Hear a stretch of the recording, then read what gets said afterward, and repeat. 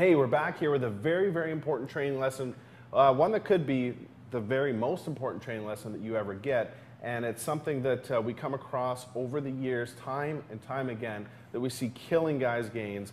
And to set this up properly, we want you to think about something for a second, because every time that you go to the gym, I guarantee you, if it's not today, tomorrow, maybe a week from now, or maybe a week in the past, you've come across more than one guy that lifts a lot of weight, that looks very, very strong because of the amount of weight that he's lifting, but yet his gains do not show it. His gains are not indicative of the amount of weight that he's lifting. There might be a very, very different looking guy that has a lot more muscle on him, standing right beside him, that's lifting a lot less weight.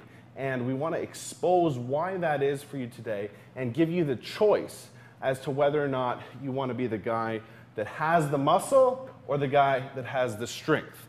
Okay, they're two different things. They're not 100% related. Okay, and we'll explain why. And I think you'll have a lot better understanding about how to train for muscle and how to train for strength. I'm going to pass it on to Aaron here to explain a few concepts to you. So basically, when you're in the gym and your goal is to actually pack on a lot of size, you want to stimulate the muscle. So that means you want to be explosive, keep tension on the muscle the entire time, control the negative, all the important key things that are going to break down the muscle fibers and trigger muscular growth. So the problem is all these guys just lifting heavy weight, they're using momentum to actually move this weight. You need to let your muscles do all the work, not momentum. So you've seen these guys, they're slugging around, twice as much weight as anybody else, but they're just swinging. They're bouncing the weight, doing things like this, just to train their ego rather than their muscles. Well, the problem is these guys get further and further away from actually building any kind of muscle, because anytime they want to lower the weights to actually train, to actually put on size, it's a huge shot to their ego.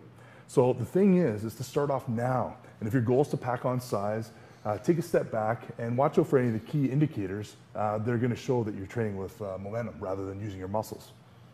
One of the key terms that we have to talk about here is time under tension, okay? Meaning that the actual amount of tension and load that's put on the muscle is the most important thing for actual muscle size if you had to choose one particular factor, not the amount of weight that you're moving. The fact is that you can make a lighter weight, for instance, a 35-pound dumbbell, feel a lot heavier to your muscle than a 50-pound dumbbell if you're just swinging the 50-pound dumbbell.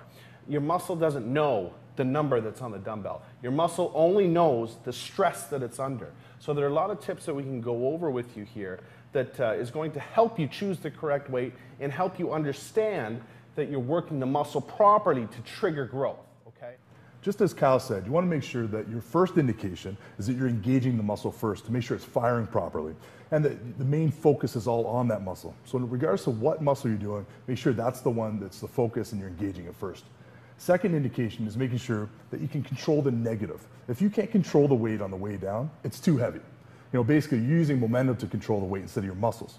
So you always want to make sure that you can control the negative.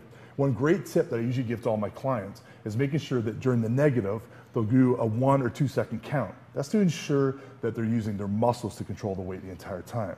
So the third indication that you're working the targeted muscle group properly and that you've engaged it from the start, that you've chosen the right weight, is after your set, you need to evaluate the all-revered muscle pump, okay?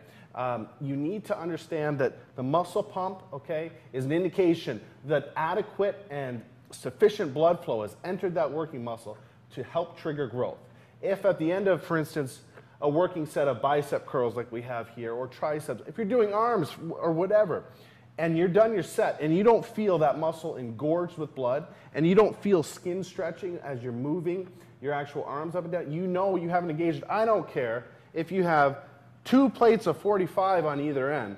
If you don't feel that after the set, you're not triggering maximum growth. It doesn't matter how strong you are. That's why some guys look very, very skinny that lift a lot of weight, whereas a guy, that may be lifting 30% less looks bigger, fuller, and more muscular. That's also the reason why certain power lifters look the way they do, where they're throwing up tons and tons of weight, but their results don't indicate that amount of weight. So there is a conscious decision that you have to make at a certain time in your training career, whether or not you want to train for physical muscular development and size, or if you're going to be one of those guys that is completely concentrating on strength. There is a combination in there, and yes, muscle size does help with strength, but they're not 100% related. So you do have to be conscious of that, and you do kind of have to make that decision for yourself if your overall look and your overall size is more important than the number on the barbell. If it is, then these are tips that are really, really going to help you get to that goal that you're after.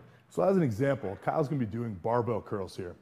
Now, his goal here is to put on size, so he's going to be choosing a weight that's going to put the maximal load and force those muscles to grow with appropriate stimulation on the muscle.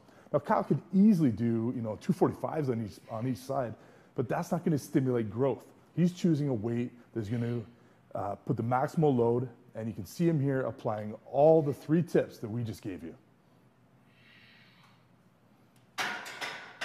Awesome. I hope you apply these 3 tips, and I hope these 3 tips are very, very useful for you, because you have to use them if, in fact, you want to reach your maximal physical development goals. If you so choose that strength is the most important thing, that's cool too. But at least now you have the choice and you know exactly how to go after what you want. Cool? Hope that helped.